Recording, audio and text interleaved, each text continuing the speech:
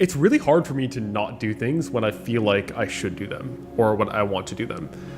Like, for example, and we can talk about this a bit later, I ended up quitting my job within 24 hours of making that decision.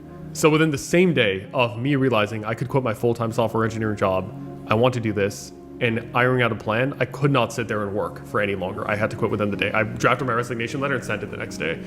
So I guess I just naturally had kind of like almost like an impulsive bias for action where any time I would discover something, think about doing something, decide on doing something, I would immediately start to take action. Almost to a detriment with like other areas of my life where it was like I tend to get distracted quite easily about like new opportunities and new ventures. All right, so what we're seeing here is a strong bias to action. There are a lot of people who have a bias to analysis, a bias to planning. You know what, when I hear something, I need to analyze it a lot. I need to think about it. I need to make plans. But then there are some people that strongly bias towards action. You know what, I've heard something interesting. Let me just try it out and see what happens. Now, a lot of people talk about the theory of bias to action, and I've made tons of videos talking about why when you're starting a business or a YouTube channel or anything, actually just getting started is the most important thing. But I think it's useful to hear what this actually looked like for Aman at the time. I immediately sat down with my brother and we sat on the couch and thought, okay, what can we make? What do we know that we can teach? So we came up with a few ideas. The first one was standardized testing. We both did very well on our standardized test, classic, right? So we thought, oh, we can like make a Skillshare course about teaching the ACT, which is the exam in the US that all the high schoolers take. There was a couple other options. One was like a music class or something. We both had done music for a piano and other instruments and stuff like that growing up.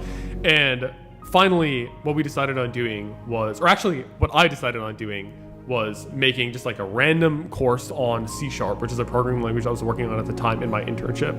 So the way I pulled this off was I didn't know anything about cameras, microphones, editing, nothing. So I just asked my friend who was doing like videography stuff in high school, can I borrow your microphone? I want to make a course. So he literally just lent it to me for 3 days. I spent like 5 to 6 hours drafting up a random idea for this course, like very basic programming concepts, filmed it within like an afternoon, edited it and launched it within like 3 days. So I literally just like full story, just literally just like came up with this idea, edited, launched it within a couple days and just put it on the platform. Nice. This is exactly what bias to action looks like. And so the question I would proffer to you if you're watching here in the video is, to what extent do you have this bias to action in your own life? See, the thing that most people would say in this context is, oh, Skillshare, that's a cool idea. I can make some courses on that. But let me spend some time doing some research. And then they'll forget about it for 3 weeks. And then 3 weeks later, they're like, oh, you know what? I did a little bit of research, but oh, I don't have the right gear yet. And they wouldn't think to just message a friend and borrow a microphone. They'll think, oh, let me then research all the gear that I need to get. Oh, I don't quite have enough money.